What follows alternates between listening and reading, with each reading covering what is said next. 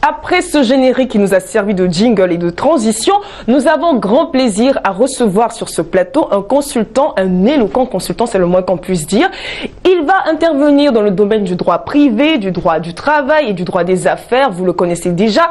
Il se nomme Monsieur Isaac Tagro. Il est juriste et par ailleurs doctorant en droit privé. Bien le bonjour à vous. Bonjour à vous, mademoiselle Echi. Comment allez-vous? Très bien, merci et vous? Je vais très bien, Dieu merci, vous au moins, vous avez pensé à moi. Oui. Eh bien, avec vous, nous parlons de la question du harcèlement au travail.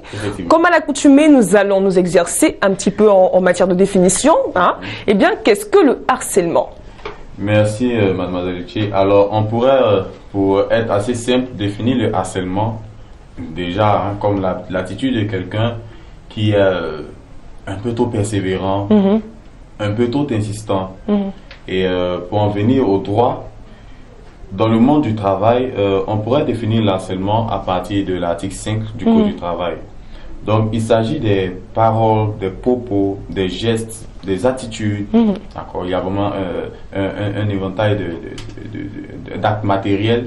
D'accord, et dont le but, d'accord, est d'obtenir des faveurs de nature sexuelle, d'accord, vis-à-vis d'un collègue ou d'un employé, d'accord, ou alors le but est de dégrader les conditions de vie de l'employé et de porter atteinte donc à sa santé, aussi bien physique que mentale. Voilà. Alors, combien de types de harcèlement existent-ils? Justement, vous verrez qu'il y a déjà un départ qui se fait à partir de cette distinction, de cette définition de l'article 5. Nous avons le harcèlement dit moral, le harcèlement moral, qui est vraiment une innovation du nouveau Code du travail, de 2015. Ça va, et le harcèlement moral, à côté duquel on a le harcèlement sexuel. Très bien. Voilà, qui était déjà prévu par le Code pénal et qui est désormais prévu également par le Code du travail. Très bien, donc harcèlement moral à distinguer du harcèlement sexuel. Pourtant, on a le sentiment d'entendre dans le harcèlement sexuel le harcèlement moral. Pour ma part, en tout cas, j'entends moral dans sexuel. Je ne sais pas si c'est le cas pour vous. Oui, je vous disais tantôt que ces deux notions figurent à l'article 5 d'accord, du Code du travail. Ce sont des notions voisines et donc la frontière est parfois poreuse, c'est vrai, mais elles se distinguent, je veux dire qu'elles peuvent se confondre au niveau des éléments constitutifs matériels, c'est-à-dire les gestes, les paroles, les attitudes, etc. Mais le but diffère selon qu'il s'agisse d'un harcèlement sexuel ou d'un harcèlement moral. Dans le harcèlement sexuel, ce sont des actes qui ont une connotation sexuelle et dont le but est assez explicite. Le but est d'obtenir des faveurs de nature sexuelle. D'accord, voilà. Alors que dans le harcèlement moral, ce sont des actes qui ont simplement pour but de dégrader les conditions de vie d'un employé, de lui infliger une sorte de honte, de matraquage, si vous pouvez me passer l'expression. Voilà un peu la distinction. Très bien. Alors, quelles sont les méthodes utilisées par les harceleurs pour faire pression sur leurs victimes? Justement, vous voyez, ce sont des choses assez pratiques. Et permettez-moi de sortir un peu du milieu du droit pour vous prendre l'exemple d'un entraîneur de football qui parle à ses joueurs, qui va haranguer ses joueurs avant un match. Il peut leur parler en des termes assez forts, assez vifs, on va les dire comme ça, sans toutefois les insulter. D'accord. L'employeur aussi est parfois un entraîneur. Vous comprenez, le chef d'entreprise qui doit motiver ses employés, très bien. Parfois fouetter leur orgueil pour atteindre un résultat, parce qu'ils sont aussi en compétition. Vous voyez. Et donc la frontière, comme je dis, est vraiment assez difficile à établir. Et dans tous les cas, il reviendra au juge d'user de son pouvoir souverain d'appréciation pour déterminer est-ce que les faits posés ici ou les faits accomplis ici par l'employeur sont des actes de harcèlement. Alors, quels sont les actes? Les actes sont multiples. Il peut s'agir, par exemple, des jurisprudences établies d'un employeur qui, pour rappeler à son employé quel temps vers l'âge, excusez-moi, de la ménopause sans être marié, d'accord, lui envoie régulièrement des pots de fleurs, des bouquets de mariés. Vous voyez, bon, c'est pas méchant, c'est peut-être pas méchant, comme vous l'avez dit, il s'agit d'interprétation de la part du législateur, du juriste. Du juge, en fait. Du juge. Voilà, ou alors il peut s'agir de mots, on a une autre jurisprudence, un employeur qui appelle son employé par le nom d'une actrice de cinéma. Vous comprenez? Voilà. Imaginez qu'on vous appelle plutôt que vous appelez mademoiselle Etienne Colette, on vous appelle mademoiselle Marilyn, Sarah, par exemple. Oui, Marilyn Monroe. Ouais, bon, par là, exemple. encore que là, voilà, on pourrait faire le parallèle. Mais c'est-à-dire que on a tendance à penser que le harcèlement existe dans l'imaginaire, d'accord, ou alors dans l'esprit de la victime, d'accord, et il lui revient de prouver au juge l'existence de ce harcèlement-là. Et du coup, la loi est assez large et assez généreuse en ce qui concerne les actes qui peuvent être admis comme constitutifs de ce harcèlement. On va ensemble essayer d'étudier le comportement des harceleurs. Quel peut être le profil parfait d'un harceleur? Justement, alors, le harceleur est quelqu'un d'assez prudent, généralement, d'assez prudent, d'assez méticuleux, d'accord. Et un auteur disait que un harceleur ne laisse pas de traces. Vous voyez. Par exemple, vous voulez prouver l'existence d'un harcèlement sexuel, puisque je vais en parler d'abord, un harcèlement sexuel. Ok. L'employeur ou le collègue pourra procéder par des gestes, par des paroles, par des appels anonymes, etc., etc. Mais ce serait rare quand même de voir qu'ils vous écrivent, écoute, voici, chers collègues, ce que je veux, etc., etc., vous comprenez. Voilà, donc c'est assez difficile de le prouver. C'est pour cela que le Code du travail nous dit que le harcèlement se prouve par tout moyen. D'accord. Je ne veux pas vraiment m'étendre sur certaines choses ici pour ne pas emmener certaines personnes mal intentionnées à prendre des précautions. Vous comprenez. Mais pour vous faire comprendre que le législateur a tenu compte quand même de cet état de fait-là. Du fait que les harceleurs ne se distinguent pas à l'œil nu. Effectivement. Et donc, il y a des mécanismes quand même assez sérieux mis en place par le législateur pour pouvoir n'est-ce pas, les prendre à leur propre piège. Effectivement, ils sont assez subtils dans leur démarche, donc tout de suite, on ne peut pas forcément distinguer que c'est un harceleur, mais ça peut en être un.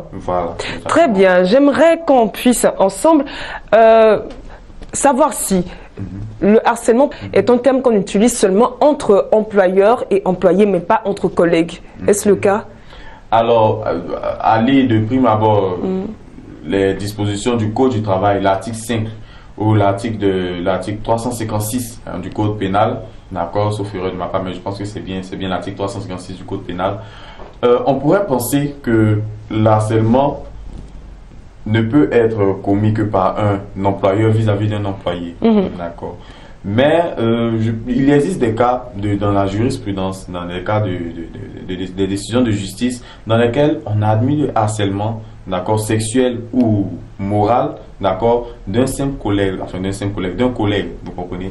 C'est-à-dire à partir du moment où on a les actes matériels, donc des attitudes, des propos, des paroles, etc., etc., d'accord, dont le but est d'infliger une sorte de peine morale, de dégrader moralement la santé de l'employé, d'accord, ou d'obtenir de lui des faveurs de nature sexuelle, on pourra parler d'harcèlement moral ou sexuel, sans tenir compte, n'est-ce pas, de la qualité de supérieur hiérarchique de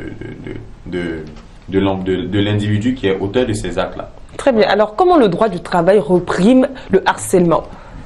Alors, pour réprimer le harcèlement, il y a d'abord ce qu'on peut appeler la répression civile et la répression pénale. D'accord. Voilà.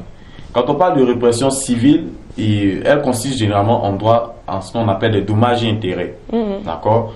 Nous avons ce que nous appelons l'article 1832 du Code civil, 1382, je tente de définir le contrat. L'article 1382 du Code civil qui dit tout fait quelconque de l'homme qui cause à autrui un dommage, vous voyez, tout fait quelconque qui cause à autrui un dommage oblige celui par la faute duquel il est arrivé à le réparer. Autrement dit, lorsque vous causez un dommage à un individu, vous devez le réparer.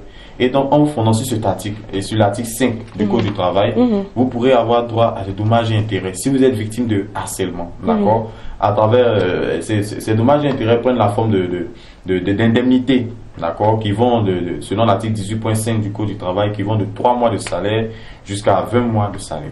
Très bien, très bien, très bien. À l'appréciation du juge. À l'appréciation du juge. C'est la sanction civile, d'accord. Et la sanction pénale qui est prévue par le code pénal, l'article 356 notamment, je crois que vous avez un an de peine d'emprisonnement, 1 à 5 ans de peine d'emprisonnement, je crois, et puis 1 à 6 millions d'amende. Voilà. Dans tous les cas, une amende pourra être payée et puis une peine d'emprisonnement. Voilà.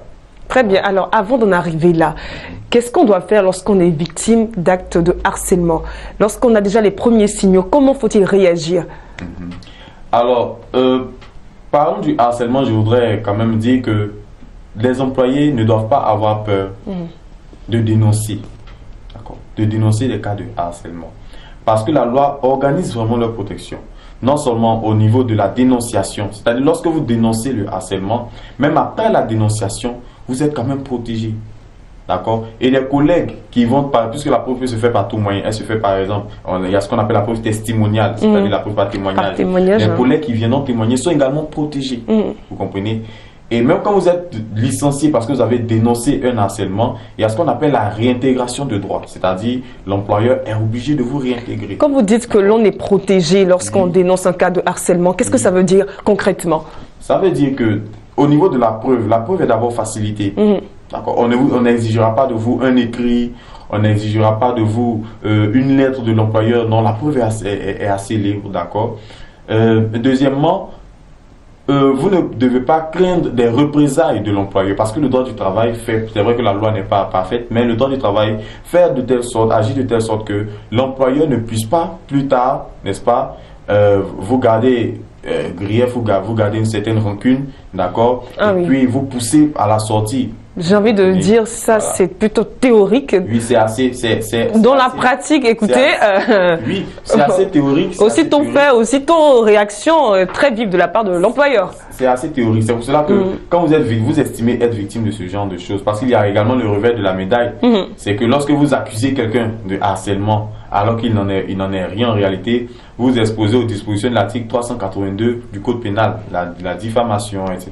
Oui. Mais également, ça risque de créer dans l'entreprise une ambiance assez délétère, assez c'est à double tranchant parce que voilà. Et c'est d'où l'intérêt, ou du moins la précaution à prendre, qui est d'aller voir un juriste avant de porter plainte contre son employeur. Exactement. Pendant que, d'abord, si vous pouvez ignorer en espérant que l'auteur finira par se décourager, d'accord, vous ignorez, et si ça persiste, si ça continue, d'accord, vous essayez de voir un spécialiste, et puis on vous dira un peu, pendant que l'autre tisse sa toile, comment est-ce que vous pouvez vous aménager une porte pour en sortir. N'est-ce pas? Et pour le piéger, pour le prendre à son propre piège. Voilà. Ou alors, l'idée n'est pas de le prendre à son propre piège, mais je veux dire de vous en sortir sain et sauf. D'espérer qu'il arrête. Bon, d'accord, si vous le dites. Voilà. Eh bien, je pense que nous avons essayé de faire, tant bien que mal, le tour de cette question. Avant de nous quitter, il sera intéressant de revenir de façon plus posée sur les deux types de harcèlement, harcèlement moral et harcèlement sexuel. Quel est le distinguo à faire entre les deux? Quelles sont les caractéristiques de ces deux types de harcèlement? Merci pour la question. Alors, le harcèlement moral, il consistera donc, comme nous l'avons dit tantôt, en des gestes de l'employeur, en des propos, en des attitudes, d'accord, dont le but est d'humilier l'employé. Vous comprenez? Ça peut être même de simples reproches. Regardez par exemple un employeur qui dit à son employé, l'âge que tu as et l'état de ton cerveau par exemple ne te permettent pas de comprendre les nouvelles technologies. Oh, ça c'est méchant, c'est une injure. Vous comprenez, vous voyez. Et ce genre de propos répétés, d'accord, ou alors le fait de retirer à l'employé certaines responsabilités, de lui imposer un traitement assez dégradant, vous voyez, montre le caractère abusif ici de l'autorité, d'accord, dont l'employeur fait usage. De telle sorte qu'on pourra ici parler d'harcèlement moral. Parce que le but n'est pas d'obtenir, vous comprenez, des faveurs de nature sexuelle, mais plutôt de ridiculiser l'employé. Très bien, très bien, voilà. Très bien. Alors, il y a d'autres mécanismes, parce que, par exemple, lorsque vous retirez à un employé ses responsabilités, d'accord, je profite pour le dire en même temps, après la première émission qu'on a eue ici, on a eu des appels où des employés ont estimé qu'après le changement du supérieur hiérarchique, le nouvel arrivant leur a retiré des responsabilités, d'accord. Alors ici, plutôt que d'aller sur le harcèlement moral, on pourrait étudier d'autres mécanismes, comme un licenciement abusif imputable à l'employeur. Bon, voilà, on ne peut pas tout dire ici. Mais je me dis, voici un peu le but du harcèlement moral, c'est d'humilier, d'atteindre l'employé, mais surtout dans son intégrité morale. Même si cela peut avoir des répercussions physiques, mais dans son intégrité mentale, psychique. D'accord? Voilà. Et le harcèlement sexuel, ce sont des attitudes qui ont une connotation sexuelle. Une connotation sexuelle. Et dont le but est d'obtenir des faveurs de nature sexuelle. Très bien. Donc, tout est dans l'objectif que le harceleur veut atteindre. Voilà, qu'il faudra prouver. Qu'il faudra toutefois prouver. Voilà. Et le conseil qu'on pourrait donner, si vous le permettez, c'est de dire aux employés de ne pas jouer les justiciers, masqués ou non, il ne faut pas jouer les justiciers. C'est-à-dire quand votre employeur, vous estimez vous êtes victime de harcèlement, il ne faut pas rétorquer, il ne faut pas, même si c'est un collègue, il ne faut pas rétorquer. D'accord, la justice est faite pour rendre justice justement. Du moins, quand je dis la justice, je parle de la justice en tant que service public, est faite pour rendre justice. Parfois, la justice est tellement procédurière que les gens préfèrent régler leurs affaires par eux-mêmes. Oui, mais en même temps, les garanties aussi sont mises pour protéger la présomption d'innocence parce que lorsque vous attaquez quelqu'un pour harcèlement sexuel, vous estimez que peut-être que la justice est lente. Mais quand c'est vous qui faites l'objet d'une procédure d'harcèlement sexuel et que le juge estime que les preuves soient apportées, que vous soyez mis en situation de vous défendre, ben là vous allez dresser un tapis d'éloge au juge. Voilà, c'est clair, c'est clair. Donc, la vision change selon la position de chaque... Donc des précautions sont prises pour rendre une justice assez, je dirais, assez juste. Voilà, si vous permettez l'expression. Oui, je vous la permets parce qu'effectivement, c'est ce qui passe parfaitement. Eh bien, c'est ici qu'on va se dire merci.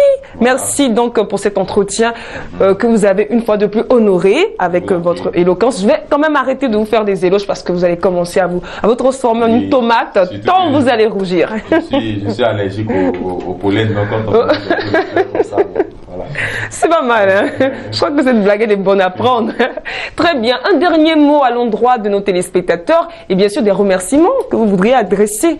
Bien sûr. Parlant de remerciements, il faudrait que je commence par vous, mademoiselle Etchekoulette, et toute l'équipe qui nous permet à chaque fois de nous exprimer sur votre plateau. C'est moi, c'est nous. C'est nous qui vous remercions. Voilà. Et puis, je voudrais d'autre part remercier ces téléspectateurs qui nous appellent, qui nous donnent soit des encouragements, qui nous posent des préoccupations assez pratiques, des questions assez pratiques. Et c'est un plaisir toujours renouvelé, sans cesse renouvelé, que d'être ici sur votre plateau. Ok, c'est un plaisir pour nous aussi de vous avoir car nous abreuvons à votre source qui ne tarit jamais et nous avons pu le constater. Merci encore à vous, monsieur Isaac Tagro. Je rappelle que vous êtes juriste et par ailleurs doctorant en droit privé. Merci encore à vous. C'est sûr qu'on vous retrouvera très vite sur ce plateau. Merci à vous, très chers téléspectateurs, de nous avoir suivis. N'oubliez pas que vous avez la possibilité de faire la promotion de vos activités socioculturelles, de vos prestations de services, de vos entreprises. Alors n'hésitez pas à nous faire confiance en nous joignant aux différents numéros qui s'affichent au bas de vos petits écrans. Une fois de plus, merci de nous avoir suivis. On se dit à très vite sur les antennes de Business 24 Africa. Au revoir.